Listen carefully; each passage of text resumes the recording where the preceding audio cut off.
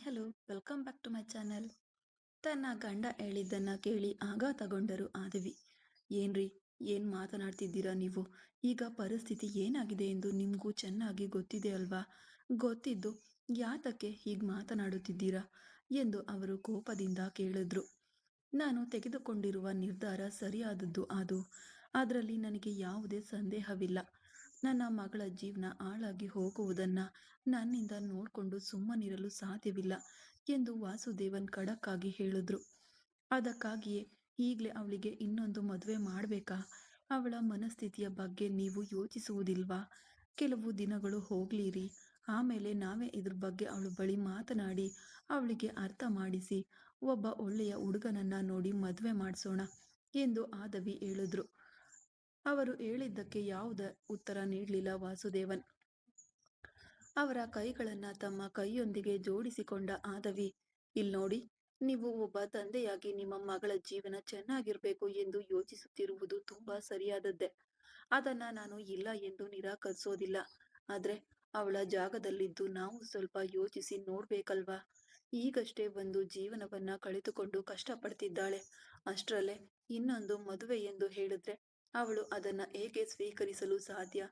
ಮದುವೆಯ ಜೀವನ ಎಂಬುದು ಸಾಮಾನ್ಯ ವಿಷಯವಲ್ಲ ರೀ. ತನ್ನ ಕತ್ತಿನಲ್ಲಿ ತಾಳಿ ಏರುವಾಗ ಅವಳಿಗೆ ತಿಳಿದಿರುತ್ತದೆಯೋ ಇನ್ನು ಕೆಲವು ದಿನಗಳಲ್ಲೇ ಆ ತಾಳಿ ಅವಳ ಕತ್ತಿನಿಂದ ಇಳಿದು ಹೋಗುತ್ತದೆ ಎಂದು. ಇಲ್ವಲ್ಲ? ಆದ್ರೆ ಈಗ ನಿರೀಕ್ಷಿಸದ ಸಮಯದಲ್ಲಿ ಅನಗತ್ಯ ವಿಷಯಗಳೆಲ್ಲ ನಡೆದು ಈಗ ನಾವು ಇಂತಹದ್ದೊಂದು ನಿರ್ಧಾರ ತೆಗೆದುಕೊಳ್ಬೇಕಾದ ಪರಿಸ್ಥಿತಿಗೆ ತಳ್ಳಲ್ಪಟ್ಟಿದ್ದೇವೆ. ಕೆಲವು ದಿನಗಳು ಹೋಗಲಿ. ಹರ್ಷಿಯ ಮದುವೆ ಮುಗಿದ ನಂತರ ನಾವು ಇದ್ರ ಬಗ್ಗೆ ವೃಷಿಕಾ ಬಳಿ ಮಾತನಾಡೋಣ. ಅವಳಿಗೆ ಹೇಗಾದ್ರೂ ಮಾತನಾಡಿ ಒಪ್ಸಿ ಎಂದು ಅವರು ಹೇಳಲು, ಹಾಗಾದ್ರೆ ಹರ್ಷಿಯ ಕತ್ತಿನಲ್ಲಿ ಆರ್ವಿ ತಾಳಿ ಕಟ್ಟುವಾಗ ಅದನ್ನ ಅವಳಿಂದ ಹೇಗೆ ನೋಡಲು ಸಾಧ್ಯ? ತನ್ನ ಗಂಡ ಇನ್ನೊಬ್ಬ ಹುಡುಗಿಯ ಕತ್ತಿನಲ್ಲಿ ತಾಳಿ ಕಟ್ಟುವುದನ್ನ ಯಾವ ಹುಡುಗಿಯಿಂದ ತಾನೇ ನೋಡಿ ಸಹಿಸಿಕೊಳ್ಳಲು ಸಾಧ್ಯ? ನನ್ನ ಮಗಳಿಗೆ ನಾನು ಅಂತಹದ್ದೊಂದು ಕಷ್ಟವನ್ನ ಕೊಡ್ಬೇಕಾ ಎಂದು ವಾಸುದೇವನ್ ಕೇಳಿದ್ರು. ಅದಕ್ಕಾಗಿ ನೀವು ಅವಳಿಗೆ ಇನ್ನೊಂದು ಮದುವೆ ಮಾಡಿಬಿಟ್ರೆ ಕಷ್ಟವೆಲ್ಲ ಹೊರಟು ಹೋಗುತ್ತಾ ಎಂದು ಯೋಚಿಸುತ್ತಿರುವುದು ಸರಿಯಾದದ್ದೇ ಎಂದು ಅವರನ್ನ ಎದುರು ಪ್ರಶ್ನೆ ಕೇಳಿದಳು ಆದವಿ. ವಾಸುದೇವನ್ ಅದಕ್ಕೆ ಯಾವುದೇ ಉತ್ತರ ನೀಡದೆ ಸುಮ್ಮನಿದ್ರು. ಸ್ವಲ್ಪ ತಾಳಿ, ಎಲ್ಲವೂ ಸರಿಯಾಗತ್ತೆ. ಕೆಲವು ದಿನಗಳು ಹೋಗ್ಲಿ. ಅವಳ ಮನಸ್ಸಿನಲ್ಲಿರುವ ಗಾಯಗಳು ಆರಿದ ನಂತರ ನಾವೇ ಇದ್ರ ಬಗ್ಗೆ ಅವಳ ಬಳಿ ಮಾತನಾಡೋಣ. ಆದ್ರೆ ಖಂಡಿತವಾಗಿಯೂ ಅವಳನ್ನ ನಾವು ಹೀಗೆಯೇ ಬಿಡಲಾರೆವು. ಅವಳಿಗೆ ಒಂದು ಒಳ್ಳೆಯ ಜೀವನವನ್ನ ಕಲ್ಪಿಸಿಕೊಡುವುದು ಅವಳನ್ನ ಎತ್ತವರಾದ ನಮ್ಮ ಕರ್ತವ್ಯ. ಇದನ್ನ ನಾವು ಸರಿಯಾಗಿ ಮಾಡಿಯೇ ತೀರ್ಬೇಕು. ಅವಳಿಗೆ ಮೊದಲು ಕಲ್ಪಿಸಿಕೊಟ್ಟ ಜೀವನವೇ ಸರಿ ಇರಲಿಲ್ಲ. ಎರಡನೇ ಬಾರಿಗೆ ಕಲ್ಪಿಸಿಕೊಡಲಿರುವ ಜೀವನವಾದ್ರೂ ಚೆನ್ನಾಗಿರ್ಬೇಕಲ್ವಾ? ಎಲ್ಲವನ್ನ ಪರಿಶೀಲಿಸಿದ ಮೇಲೆಯೇ ನಿರ್ಧಾರ ತೆಗೆದುಕೊಳ್ಳಲು ಸಾಧ್ಯ. ಸ್ವಲ್ಪ ತಾಳ್ಮೆಯಿಂದ ಇರಿ ಎಂದು ಆದವಿ ಹೇಳಿದ್ರು. ವಾಸುದೇವನ್ ಇಷ್ಟವಿಲ್ಲದಿದ್ದರೂ ಅದಕ್ಕೆ ಸರಿ ಎಂದು ತಲೆಯಾಡಿಸಿದ್ರು. ಅಣ್ಣ, ಅತ್ತಿಗೆಗೆ ಕೊಡಬೇಕಾದ ಜುವೆಲ್ ಸೆಟ್ ಎಲ್ಲವನ್ನ ಎತ್ತಿಟ್ಟಿದ್ದೇನೆ. ಯಾರ ಬಳಿ ಕೊಟ್ಟು ಕಳ್ಸೋದು ಎಂದು ರಾವಣನ ಕೋಣೆಯಲ್ಲಿ ಮಂಚದ ಮೇಲೆ ಕುಳಿತಿದ್ದ ಶ್ರಾವಣಿ ಆಭರಣಗಳನ್ನ ಒಮ್ಮೆ ಪರಿಶೀಲಿಸುತ್ತಾ ರಾವಣನಲ್ಲಿ ಕೇಳಿದ್ಲು.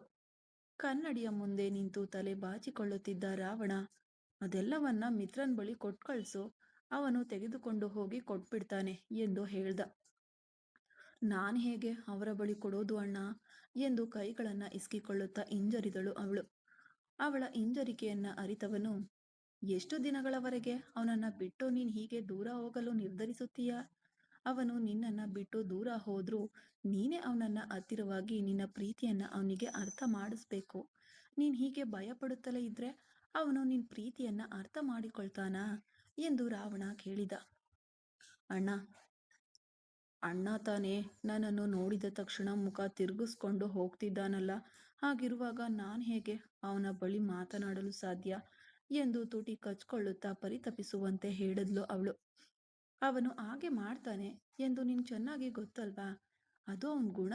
ಆದ್ರೆ ನೀನ್ ಮೇಲಿರುವುದು ಅವನಿಗೆ ನಿಜವಾದ ಕೋಪವಲ್ಲ, ಮಗುವಿನಂತಹ ಕೋಪ ಅಷ್ಟೆ.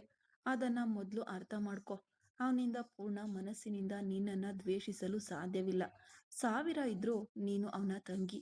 ಆ ಆಲೋಚನೆ ಅವನ ಮನಸ್ಸಿನಲ್ಲಿ ಖಂಡಿತ ಇದ್ದೇ ಇರುತ್ತೆ. ಅವನಿಗೆ ನಿನ್ನ ಮೇಲಿರುವ ತಂಗಿಯ ಪ್ರೀತಿಯನ್ನ ನೀನೇ ಹೊರಗೆ ತರಬೇಕು. ನೀನ್ ಹೀಗೆ ದೂರ ದೂರ ಹೋದ್ರೆ ಎಲ್ಲವೂ ತಾನಾಗಿಯೇ ಸರಿಯಾಗುತ್ತಾ ಎಂದು ರಾವಣ ಕೇಳ್ದ. ಈಗ ನಾನು ಏನೇ ತಾನೇ ಮಾತಾಡಬೇಕು ಎಂದು ಹೇಳ್ತಿದ್ದೀರಾ ಅಣ್ಣ ನೀವು ಎಂದು ಬೇಸರ ಪಟ್ಕೊಂಡ್ಳು ಅವಳು. ಇದಕ್ಕೆ ಹೀಗೆ ಬೇಸರ ಪಟ್ಕೊಂಡ್ರೆ ಹೇಗ್ ಮೇಡಮ್, ಇನ್ನು ನೀವು ನೋಡ್ಬೇಕಾದನ್ನೆಲ್ಲ ತುಂಬಾ ಇದೆ ಎಂದು ಅವಳಿಗೆ ಹೇಳುತ್ತಲೇ ವಾರ್ಡ್ರೋಬ್ ಬಳಿ ಹೋದವನು ಅದರಲ್ಲಿದ್ದ ಒಂದು ರೇಷ್ಮೆ ಸೀರೆಯನ್ನ ತೆಗೆದನು. ಆ ಸೀರೆಯನ್ನ ಕೈಯಲ್ಲಿಟ್ಟು ಸವರಿದವನಿಗೆ ನೆನಪುಗಳು ಎಲ್ಲೆಲ್ಲೋ ಹೋದವು. ಅಂದು ವೃಷಿಕಾಳ ಸೀರೆ, ಮದುವೆಯ ದಿನ ಅವಳು ಹುಟ್ಟಿದ್ದ ಸೀರೆಯೇ ಅದು. ಆ ಸೀರೆಯನ್ನ ಸವರಿ ನೋಡಿದವನಿಗೆ ಅಂದಿನ ದಿನದ ನೆನಪುಗಳು ಅವನ ಮೆದುಳನ್ನ ಆವರಿಸಿಕೊಳ್ತು. ತಲೆಯನ್ನ ಕೊಡವಿ ಆ ನೆನಪುಗಳಿಂದ ಹೊರಬಂದನು ಶ್ರಾವಣಿಯ ಬಳಿ ಹೋದ. ಈ ಸೀರೆಯನ್ನ ಕೊಟ್ಟು ಕಳಿಸ್ಬಿಡು. ಇದು ವೃಷಿಕಾಳ ಸೀರೆ. ಅವಳ ಬಳಿ ಇದನ್ನ ಕೊಟ್ಬಿಡಲು ಹೇಳು. ಇದನ್ನಾದ್ರೂ ಅವಳಿಗೆ ನಾಳೆ ಉಟ್ಕೊಳ್ಳಕ್ಕೂ ಹೇಳು ಎಂದು ಅವನು ಹೇಳ್ದ. ಹಿಂಜರಿಕೆಯಿಂದ ಆ ಸೀರೆಯನ್ನ ಪಡೆದುಕೊಂಡವಳು, ಅಣ್ಣ, ಇದನ್ನ ನೋಡಿದ್ರೆ ಅದ್ಕೆ ಮನಸ್ಸು ಖಂಡಿತ ಕಷ್ಟಪಡುತ್ತೆ. ಇದೇ ಸೀರೆಯನ್ನ ಕೊಡ್ಬೇಕಾ, ಬೇರೆ ಸೀರೆ ಕೊಡಬಹುದಲ್ಲ ಎಂದು ಅವಳು ಕೇಳಿದ್ಲು. ಹೇಳಿದ್ದನ್ನ ಮಾತ್ರ ಮಾಡು. ಇದನ್ನ ನಿನ್ನ ಅಣ್ಣನ ಬಳಿ ಕೊಂಡೊಯ್ದು ಕೊಡು ಎಂದು ಹೇಳಿದನು. ಆ ಸಮಯದಲ್ಲಿ ಕೋಣೆಯೊಳಗೆ ಪ್ರವೇಶಿಸಿ ಬಿಟ್ಟ ಸೈತ್ರಾನ್. ಮೊಬೈಲ್ನಲ್ಲಿ ಅವನು ಯಾರ ಬಳಿಯೋ ಮಾತನಾಡುತ್ತಾ ಬರಲು ಅವನನ್ನ ಕಂಡ ತಕ್ಷಣ ಗೋಡೆಯ ಪಕ್ಕದಲ್ಲಿ ಹೋಗಿ ಅಡಗಿಕೊಂಡಳು ಅವನ ತಂಗಿ. ಅವನು ಅದನ್ನ ಅರಿತರೂ ಗಣನೆಗೆ ತೆಗೆದುಕೊಳ್ಳದವನಂತೆ ಸೋಫಾದಲ್ಲಿ ಬಂದು ಕುಳಿತನು. ತನ್ನಷ್ಟಕ್ಕೆ ಮಾತನಾಡುತ್ತಾ ಹೋಗಲು ರಾವಣ ಕೈಗಳನ್ನ ಕಟ್ಕೊಂಡು ಅವನನ್ನೇ ಖಡಕ್ಕಾಗಿ ನೋಡ್ದ. ಅವನು ರುದ್ರೇಶ್ ಬಳಿ ಮಾತನಾಡುತ್ತಿದ್ದಾನೆ ಎಂಬುದು ಚೆನ್ನಾಗಿ ಅರ್ಥವಾಗಿ ಕೈಯಿಂದ ಅವನ ಮೊಬೈಲನ್ನ ಕಸಿದುಕೊಂಡು ತನ್ನ ಕಿವಿಯಲ್ಲಿಟ್ಟುಕೊಂಡ ರಾವಣ. ನಿನ್ಗೆ ಬೇರೆ ಕೆಲಸವೇ ಇಲ್ವೇನೋ? ಯಾವಾಗ ನೋಡಿದ್ರೂ ಲವ್ವರ್ಸ್ ತರಹ ನೀನು ಅವನ ಬಳಿ ಮಾತನಾಡುವುದು, ಅವನು ನಿನ್ನ ಬಳಿ ಇದೇ ಕತೆ ಆಗಿ ಹೋಗಿದೆ ಅಲ್ವಾ? ಏನೆಂದರೆ ಇಬ್ಬರು ಮುಂಚೆ ಶತ್ರು ದೇಶದ ರಾಜರಂತೆ ಹೊಡೆದಾಡ್ಕೊಂಡು ಸಾಯ್ತಿದ್ರಿ. ಈಗ ಏನು ಇಷ್ಟು ಕ್ಲೋಸು? ಮರ್ಯಾದೆಯಾಗಿ ನಿನಗೆ ಕೊಟ್ಟ ಕೆಲಸವನ್ನ ಸರಿಯಾಗಿ ನೋಡು, ಇಲ್ಲವೆಂದ್ರೆ ನೀನು ಊರಿಗೆ ಹಿಂತಿರುಗಿ ಬರುವಾಗ ನಿನ್ನ ಕೈ ಕಾಲು ಕತ್ತರಿಸ್ಬಿಡ್ತೀನಿ ಎಂದು ರಾವಣ ಕೋಪದಿಂದ ಹೇಳ್ದ. ಬಾಸ್, ನನಗೆ ನೀವು ಮಾತನಾಡುವುದಕ್ಕೆ ಜೊತೆ ಇಲ್ಲಿ ಯಾರೂ ಇಲ್ಲ ಬಾಸ್. ನೀವು ಬೇರೆ ಯಾಕೆ ಬಾಸ್ ಹೀಗೆ ರೂಲ್ಸ್ ಹಾಕ್ತಿದ್ದೀರಾ? ನಾನೇ ನನ್ನ ಮೈಂಡ್ ರಿಲ್ಯಾಕ್ಸ್ ಮಾಡ್ಕೊಳ್ಳುವುದಕ್ಕೆ ತಾನೇ ಸರ್ ಬಳಿ ಮಾತನಾಡುತ್ತಿದ್ದೇನೆ. ಅದನ್ನು ನೀವು ಬೇಡ ಎಂದು ಹೇಳಿದ್ರೆ ಹೇಗೆ ಬಾಸ್ ಎಂದು ಅವನು ಪರಿತಪಿಸುವಂತೆ ಕೇಳಿದ. ಯಾಕೆ, ನಿನಗೆ ಅಲ್ಲಿ ಮಾತನಾಡಲು ಬೇರೆ ಯಾರು ಇಲ್ವಾ? ಅಷ್ಟೊಂದು ದಿನಗಳು ನೀನು ಅಲ್ಲಿಗೆ ಹೋಗಿ ಆಗಿದ್ರು ಇನ್ನು ಯಾರ ಬಳಿಯೂ ಮಾತನಾಡದೇ ಇದ್ರೆ ಏನರ್ಥ ರುದ್ರ? ಇಲ್ಲಿ ನೋಡು ರುದ್ರ, ನೀನು ಇರುವ ಜಾಗಕ್ಕೆ ತಕ್ಕಂತೆ ನಾವು ಬದಲಾಯಿಸಿಕೊಳ್ಬೇಕು, ಅರ್ಥವಾಯ್ತಾ ಎಂದು ರಾವಣ ಖಡಕ್ಕಾಗಿ ಹೇಳ್ದ. ಸರಿ ಬಾಸ್ ಎಂದು ಹೇಳಿದವನು ಕರೆಯನ್ನ ಕಟ್ ಮಾಡಿಬಿಟ್ಟ. ಸೈತ್ರಾನ್ ಕೋಪದಿಂದ ರಾವಣನನ್ನ ಗುರಾಯಿಸುತ್ತಿದ್ದ. ಅವನ ಮೇಲೆಯೇ ಫೋನ್ ಎಸೆದವನು ಶ್ರಾವಣಿಯನ್ನ ಕರೆದು ಅವಳ ಕೈಯಿಂದ ಆಭರಣದ ಪೆಟ್ಟಿಗೆಗಳನ್ನ ಮತ್ತು ಆ ರೇಷ್ಮೆ ಸೀರೆಯನ್ನ ಕೊಟ್ಟವನು, ಇದನ್ನ ತೆಗೆದುಕೊಂಡು ಅರ್ಷಿ ಮನೆಯಲ್ಲಿ ಕೊಟ್ಬಾ. ಇದರಲ್ಲಿರುವ ಆಭರಣ ಅರ್ಷಿಕಾಗೆ, ಇದರಲ್ಲೇ ವೃಷಿಕಾಗೂ ಪ್ರತ್ಯೇಕವಾಗಿ ಆಭರಣವಿದೆ, ಅದನ್ನ ಕೊಟ್ಬಿಡು. ಈ ಸೀರೆ ವೃಷಿಕಾಳದ್ದು. ಇದನ್ನ ಕೊಟ್ಟು ನಾಳೆ ಅವಳಿಗೆ ಆ ಸೀರೆಯನ್ನ ಉಟ್ಕೊಂಡು ನಮ್ಮ ಮನೆಗೆ ಬರಲು ಹೇಳು, ಅರ್ಥವಾಯ್ತಾ ಎಂದು ರಾವಣ ಖಡಕ್ಕಾಗಿ ಹೇಳ್ದ. ಅವನ ಕೈಯಲ್ಲಿದ್ದ ಆಭರಣ ಮತ್ತು ಸೀರೆಯನ್ನ ತೆಗೆದುಕೊಂಡವನು, ನೀನು ಏನ್ ಮಾಡ್ತಿದ್ದೀಯೋ ಆರ್ವಿ, ಆದ್ರೆ ಯಾವುದು ಸರಿ ಎಂದು ನನಗೆ ಅನ್ನಿಸುತ್ತಿಲ್ಲ ಎಂದು ಕೋಪದಿಂದ ಹೇಳಿ ಅವನ ಕೋಣೆಯನ್ನ ಬಿಟ್ಟು ಹೊರಗೆ ಹೊರಟೋದ. ಹೋಗುತ್ತಿರುವ ತನ್ನ ಅಣ್ಣನನ್ನ ಪರಿತಪಿಸುವಂತೆ ನೋಡ್ತಿದ್ಲು ಶ್ರಾವಣಿ. ಮೇಡಮ್, ಇನ್ನು ಎಷ್ಟು ಹೊತ್ತು ಇಲ್ಲೇ ನಿಲ್ಲಲು ನಿರ್ಧರಿಸಿದ್ದೀರಾ? ಹೋಗಿ ಮದುವೆಯ ಕೆಲಸ ಎಷ್ಟಿದೆಯೋ ಅದನ್ನೆಲ್ಲ ನೋಡು ಎಂದು ಅವಳನ್ನ ತನ್ನ ಕೋಣೆಯಿಂದ ಓಡಿಸಿದನು. ಅವಳು ಹೋದ ನಂತರ ಅಲ್ಲಿಂದ ಸೋಫಾದಲ್ಲಿ ಕುಳಿತ ತನ್ನ ಶರ್ಟ್ ಪ್ಯಾಕೆಟ್ನೊಳಗೆ ಕೈ ಹಾಕಿದವನು ಅದರಲ್ಲಿದ್ದ ಅವಳ ಕತ್ತಿನಿಂದ ಕಳಚಿದ ಮಾಂಗಲ್ಯವನ್ನ ಹೊರಗೆ ತೆಗೆದ. ಅದನ್ನ ತನ್ನ ಅಂಗೈಯಲ್ಲಿ ಇಟ್ಟು ನೋಡಿದವನಿಗೆ ಮನಸ್ಸು ತುಂಬ ಶೂನ್ಯತೆ ಆವರಿಸಿತು. ಅದೇ ಸಮಯದಲ್ಲಿ ಇಲ್ಲಿ ತನ್ನ ಕೋಣೆಯಲ್ಲಿ ಕನ್ನಡಿಯ ಮುಂದೆ ಕುಳಿತಿದ್ದ ವೃಷಿಕಾ ಕೂಡ ಮಾಂಗಲ್ಯವಿಲ್ಲದ ತನ್ನ ಶೂನ್ಯವಾದ ಕತ್ತನ್ನೇ ದಿಟ್ಟಿಸಿ ನೋಡ್ತಿದ್ಲು. ಸರಿಯಾಗಿ ಸೀರೆ ಉಡದೆ, ತಲೆ ಕೆದರಿಕೊಂಡು, ಹಣೆಯಲ್ಲಿ ಬೊಟ್ಟು ಕೂಡ ಇಲ್ಲದೆ, ಯಾವುದೇ ಆಭರಣಗಳನ್ನ ಧರಿಸಿಕೊಳ್ಳದೆಯೇ ಹುಚ್ಚು ಹಿಡಿದವಳಂತೆ ಕನ್ನಡಿಯಲ್ಲಿ ತನ್ನ ಮುಖವನ್ನ ದಿಟ್ಟಿಸಿ ನೋಡ್ತಿದ್ಲು ವೃಷಿಕಾ. ಅವಳನ್ನ ಆ ಸ್ಥಿತಿಯಲ್ಲಿ ನೋಡಿದ ಆದವಿಗೂ ಮನಸ್ಸು ಭಾರವಾಗಿ ಹೋಯಿತು. ಅವಳ ಬಳಿ ಹೋದವರು ಅವಳನ್ನ ಬೆಂಬಲವಾಗಿ ತಮ್ಮ ಎದೆಗೆ ಅಪ್ಪಿಕೊಂಡರು. ಎಲ್ಲವೂ ಬೇಗ ಸರಿಯಾಗುತ್ತದೆ ಕಣು, ನೀನು ಮನಸ್ಸನ್ನ ಸಡಿಲಗೊಳಿಸ್ಕೋಬೇಡ ಎಂದು ಅವಳ ತಲೆಯನ್ನ ಸಾವರುತ್ತಾ ಅವರು ಹೇಳಿದ್ರು. ಭಾವನೆಗಳೇ ಇಲ್ಲದ ಮುಖದಿಂದ ಅವರನ್ನ ತಲೆ ಎತ್ತಿ ನೋಡಿದವಳು, ಮದುವೆಯ ಕೆಲಸಗಳನ್ನೆಲ್ಲ ಪ್ರಾರಂಭಿಸುತ್ತಿದ್ದೀರಾ ಎಂದು ಕೇಳಿದಳು. ಅವಳ ಮನಸ್ಸಿನಲ್ಲಿರುವ ನೋವುಗಳನ್ನ ಅವಳ ಧ್ವನಿಯಿಂದಲೇ ಕಂಡು ಹಿಡಿದ ಆದವಿ ಅವಳಿಗೆ ಯಾವುದೇ ಉತ್ತರ ನೀಡದೆ, ಊಟ ತಂದು ಇಟ್ಟಿದ್ದೇನೆ, ಬೇಗ ತಿಂದು ಸ್ವಲ್ಪ ರೆಸ್ಟ್ ತಗೋ ಎಂದು ಹೇಳಿ ಕೋಣೆಯಿಂದ ಹೊರಟೋದ್ರು. ಅಲ್ಲಿ ಮತ್ತೆ ಅವಳ ಕೋಣೆಯೊಳಗೆ ಪ್ರವೇಶಿಸಿದ ಹರ್ಷಿಕಾ. ಕನ್ನಡಿಯ ಮೂಲಕ ಅವಳನ್ನ ಕಂಡ ವೃಷಿಕಾ ಸುಮ್ಮನೆ ಅವಳ ಮುಖವನ್ನೇ ನೋಡ್ತಾ ಇದ್ಲು. ಅವಳ ಮುಂದೆ ಬಂದು ಡ್ರೆಸ್ಸಿಂಗ್ ಟೇಬಲ್ ಮೇಲೆ ಕುಳಿತ ಹರ್ಷಿಕಾ ಅವಳನ್ನೇ ನೋಡಿದರು. ಆದ್ರೆ ವೃಷಿಕಾಳು ಅವಳ ಕಡೆಗೆ ತಿರುಗದೆ ಕನ್ನಡಿಯಲ್ಲಿ ಕಾಣುವ ತನ್ನ ಪ್ರತಿಬಿಂಬವನ್ನೇ ನೋಡುತ್ತಿದ್ಲು. ಅವಳ ತಲೆಯನ್ನ ಸವರಿದಳು ಅವಳ ಅಕ್ಕ. ಅವಳನ್ನ ತಲೆ ಎತ್ತಿ ನೋಡಿದ ವೃಷಿಕಾ, ಏನ್ ಮದ್ವೆ ಹೆಣ್ಣಿನ ಮುಖವೇ ತುಂಬಾ ಬೇಸರವಾಗಿದೆಯಲ್ಲ, ಇನ್ನು ಮದುವೆಗೆ ಒಂದೇ ದಿನ ಇರೋದು, ಹೀಗೆ ಮುಖವನ್ನ ಬೇಸರದಿಂದ ಇಟ್ಕೊಂಡ್ರೆ ನೋಡುವವರು ಯಾರಾದ್ರೂ ಏನ್ ಅನ್ಕೊಳ್ತಾರೆ ಎಂದು ವೃಷಿಕಾ ಸಾಧಾರಣವಾಗಿ ಮಾತನಾಡಿದ್ಲು. ಅವಳನ್ನ ಅರ್ಥಗರ್ಭಿತವಾಗಿ ನೋಡ್ತಿದ್ದವಳು ಹರ್ಷಿಕಾ. ಅವಳ ನೋಟವನ್ನೇ ಬದಿಗೊತ್ತಿದ್ದವಳು, ಮದುವೆಗೆ ಇನ್ನು ಮೆಹಂದಿ ಹಚ್ಚಿಕೊಳ್ಳದೆ ಇದೆಯಲ್ಲೇ, ಹೋಗಿ ಮೆಹಂದಿ ತಗೊಂಡ್ ಬಾ, ಹೋಗು ನಾನು ಹಚ್ಚುತ್ತೇನೆ ಎಂದಾಗಲೂ ವೃಷಿಕಾ ಯಾವುದೇ ಉತ್ತರ ನೀಡಲಿಲ್ಲ. ನೀನು ಹೇಳಿದರೆ ಮಾಡುವುದಿಲ್ಲ, ಇರು ನಾನೇ ಹೋಗಿ ತರುತ್ತೇನೆ ಎಂದು ಹೇಳಿದವಳು ಹೊರಗೆ ಹೋದವಳು ಮೆಹಂದಿ ತೆಗೆದುಕೊಂಡು ಮತ್ತೆ ಕೋಣೆಯೊಳಗೆ ಪ್ರವೇಶಿಸಿದ್ಲು. ಇಲ್ಬಾ ಎಂದು ಹೇಳಿದವಳು ಅವಳನ್ನ ಎಳೆದುಕೊಂಡು ಬಂದು ಮಂಚದ ಮೇಲೆ ಕೂರಿಸಿ ಅವಳ ಮುಂದೆ ಚಾಪೆ ಮಣೆ ಹಾಕಿಕೊಂಡು ಕುಳಿತ ವೃಷಿಕಾ ಅವಳ ಕೈಯಲ್ಲಿ ಮೆಹಂದಿ ಹಾಕಲು ಪ್ರಾರಂಭಿಸಿದಳು. ಹರ್ಷಿಕಾ ಅವಳ ಮುಖವನ್ನ ಮುಟ್ಟಿ ತಲೆ ಎತ್ತಿಸಿ, ನಿನ್ಗೇಗೆ ಯಾವುದು ನಡೆಯದೆ ಇರುವಂತೆ ಇರಲು ಸಾಧ್ಯವಾಗ್ತಿದೆ ಎಂದು ಕಂಗಾಲಾದ ಧ್ವನಿಯಲ್ಲಿ ಕೇಳಿದ್ಲು. ಅವಳು ಹೇಳಿದ್ದನ್ನ ಕೇಳಿ ತುಟಿಯಂಚಿನಲ್ಲಿ ಒಂದು ವಿರಕ್ತಿಯ ನಗುವನ್ನ ಚೆಲ್ಲಿದಳು ವೃಷಿ. ನಡೆದ ವಿಷಯವನ್ನು ಇನ್ನು ಬದಲಾಯಿಸಲು ಸಾಧ್ಯವಿಲ್ಲ ಎಂದಾಗ್ಬಿಟ್ಟಿದೆ. ಇನ್ನು ಅದ್ರ ಬಗ್ಗೆ ಯೋಚಿಸಿ ಏನ್ ಸಿಗಲಿದೆ ಹೇಳು?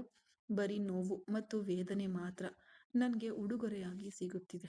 ಅದಕ್ಕಾಗಿ ಅದನ್ನ ಬಿಟ್ಟು ನಾನು ಹೊರಗೆ ಬಂದು ನನ್ನ ಜೀವನವನ್ನ ಬಾಳ್ಬೇಕು ಎಂದುಕೊಂಡಿದ್ದೇನೆ ಎಂದು ಸಾಧಾರಣವಾಗಿ ಹೇಳಿದವಳು ಅವಳ ಕೈಯನ್ನ ಮೆಹಂದಿ ಇಡಲು ಮುಂದಾದಳು. ಅವಳಿಂದ ತನ್ನ ಕೈಯನ್ನ ಬಿಡಿಸಿಕೊಂಡ ಹರ್ಷಿಕಾ ತನ್ನ ಕತ್ತಿನಲ್ಲಿ ಹಾಕಿಕೊಂಡಿದ್ದ ಒಂದು ಸಣ್ಣ ಚೈನ್ ತೆಗೆದು ವೃಷಿಕಾಳ ಕತ್ತಿಗೆ ಧರಿಸಿದಳು. ನನಗ್ಯಾಕೆ ಈ ಚೈನು? ನೀನ್ ತಾನೇ ಮದುವೆ ಹೆಣ್ಣು, ಅದಕ್ಕಾಗಿ ನೀನೇ ಇದನ್ನೆಲ್ಲ ಧರಿಸ್ಕೋಬೇಕು, ನನ್ಗೆ ಯಾಕಾಗ್ತಿದ್ದೀಯಾ ಎಂದು ವೃಷಿಕಾ ನಿರಾಕರಿಸಿದ್ಲು. ಅದನ್ನ ಗಣನೆಗೆ ತೆಗೆದುಕೊಳ್ಳದೆ ಅವಳ ಕತ್ತಿನಲ್ಲಿ ಹಾಕಿದವಳು ಅಲ್ಲಿದ್ದ ಸರಿದು ಡ್ರೆಸ್ಸಿಂಗ್ ಟೇಬಲ್ನ ಬಳಿ ಹೋಗಿ ಒಂದು ಜೊತೆ ಓಲೆಯನ್ನ ಹಾಗೂ ಕೈಯಲ್ಲಿ ಬಾಚಣಿಗೆಯನ್ನ ತೆಗೆದುಕೊಂಡು ಬಂದು ಅವಳ ಬಳಿ ಕುಳಿತಳು. ಏನ್ ಮಾಡಲು ಹೊರಟಿದ್ದೀಯಾ ಹರ್ಷಿ ನೀನು? ನಮ್ಗೆ ಟೈಮ್ ಇಲ್ಲ, ನಿನ್ಗೆ ಬೇಗ ಮೆಹಂದಿ ಹಚ್ಚಿದ್ರೆ ತಾನೇ ಅದು ಒಣಗಿದ ಮೇಲೆ ಕೈ ಚೆನ್ನಾಗಿ ಕೆಂಪಾಗೋದು, ಆಮೇಲೆ ನಿನ್ಗೆ ಸ್ವಲ್ಪ ರೆಸ್ಟ್ ತಗೋಬೋದು ಎಂದು ವೃಷಿಕಾ ಹೇಳಲು ಅವಳು ಹೇಳಿದ್ದನ್ನೆಲ್ಲ ಕಿವಿಗೆ ಹಾಕಿಕೊಳ್ಳದವಳು ಅವಳ ಕಿವಿಯ ಓಲೆಗಳನ್ನ ಧರಿಸಿ ಅವಳ ಹಿಂದೆ ಹೋಗಿ ನಿಂತು ಅವಳ ತಲೆ ಬಾಚಲು ಪ್ರಾರಂಭಿಸಿದಳು. ಹರ್ಷಿ, ಹೇಳಿದ್ರೆ ಕೇಳು ಎಂದು ವೃಷಿಕಾ ತಡೆದಳು. ಬಾಯಿ ಮುಚ್ಚು ಎಂದು ಕೋಪದಿಂದ ಕಿರುಚಿದಳು ಹರ್ಷಿಕಾ. ಅದರಲ್ಲಿ ವೃಷಿಕಾಳ ಬಾಯಿ ಮುಚ್ಕೊಳ್ತು. ಅವಳ ತಲೆಯನ್ನ ಸುಂದರವಾಗಿ ಬಾಚಿ ಮುಗಿಸಿದವಳು ಅವಳನ್ನ ಕನ್ನಡಿಯ ಮುಂದೆ ತಂದು ನಿಲ್ಲಿಸಿದಳು. ನಿನ್ ಮುಖವನ್ನ ಹೀಗೆ ಕನ್ನಡಿಯಲ್ಲಿ ನೋಡು, ನಿನ್ಗೆ ನಿನ್ನನ್ನೇ ಇಷ್ಟವಾಗುತ್ತದೆ. ನಿನ್ನ ಅಸ್ತಿತ್ವವನ್ನ ನೀನು ಯಾರಿಗಾಗಿಯೂ ಕಳೆದುಕೊಳ್ಬೇಡ. ನೀನ್ ಯಾಕೆ ಹೀಗಿರ್ಬೇಕು ಎಂದು ನಿನ್ನ ಮನಸ್ಸಿನಲ್ಲಿ ಒಂದು ಆಲೋಚನೆ ಇದೆ, ಅದನ್ನ ಮಾತ್ರ ಯಾವಾಗಲೂ ಮನಸ್ಸಿನಲ್ಲಿ ಮತ್ತೆ ಮತ್ತೆ ನೆನೆಸಿಕೊಳ್ಳುತ್ತಲೇ ಇರು ಎಂದು ಹರ್ಷಿಕಾ ಹೇಳಿದಳು. ಅಕ್ಕನನ್ನ ತಿರುಗಿ ಅಪ್ಪಿಕೊಂಡಳು ವೃಷಿಕಾ. ಸರಿ ಬಾ, ಮಾತನಾಡಿ ಟೈಮ್ ವೇಸ್ಟ್ ಮಾಡೋದು ಬೇಡ, ನಿನಗೆ ಮೆಹಂದಿ ಹಚ್ಚುತ್ತೇನೆ ಎಂದು ಮತ್ತೆ ವೃಷಿಕಾ ಕರೆದಳು.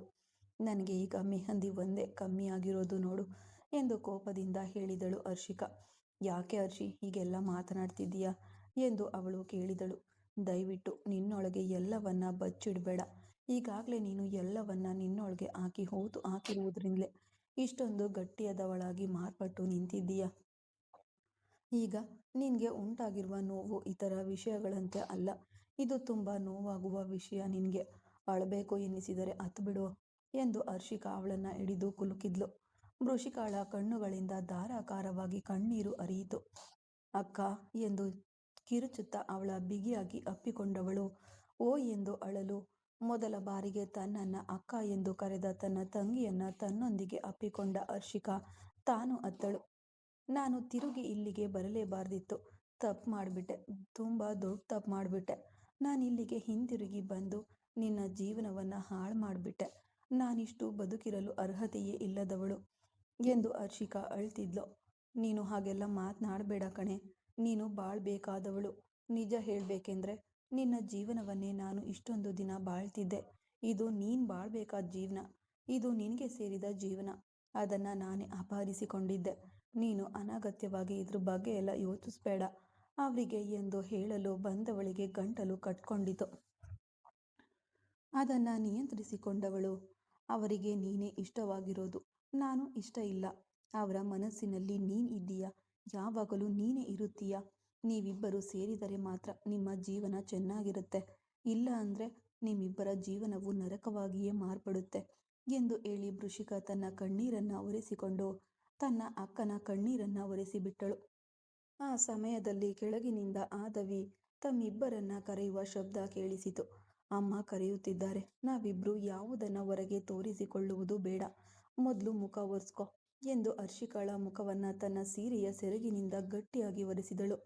ಅವಳನ್ನ ಕರೆದುಕೊಂಡು ಕೆಳಗೆ ಬರಲು ಸೈತ್ರಾನ್ ಆದವಿಯ ಬಳಿ ಮಾತನಾಡುತ್ತಿದ್ದ ಸೋಫಾದಲ್ಲಿ ಕುಳಿತು.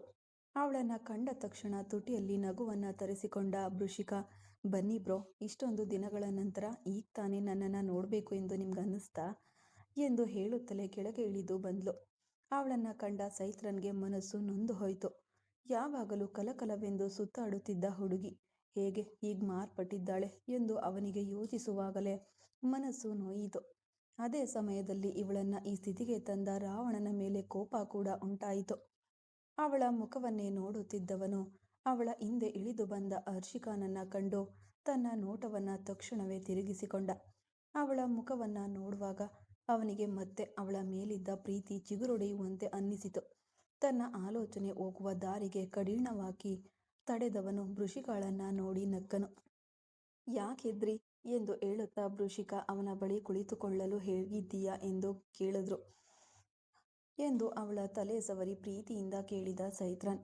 ನನಗೇನ್ ಬ್ರೋ, ನಾನು ಸೂಪರ್ ಆಗಿದ್ದೀನಿ, ನೋಡಿದ್ರೆ ತಿಳಿಯೋದಿಲ್ವಾ ಎಂದು ವೃಷಿಕ ನಗುವಿನಿಂದನೇ ಹೇಳಿದ್ಲು. ನನಗೆ ಚೆನ್ನಾಗಿಯೇ ತಿಳಿಯುತ್ತಿದೆ ನೀನು ಯಾವ ಸ್ಥಿತಿಯಲ್ಲಿದ್ದೀಯಾ ಎಂದು ಒಳಗಿನ ಅರ್ಥದಿಂದ ಹೇಳ್ದ.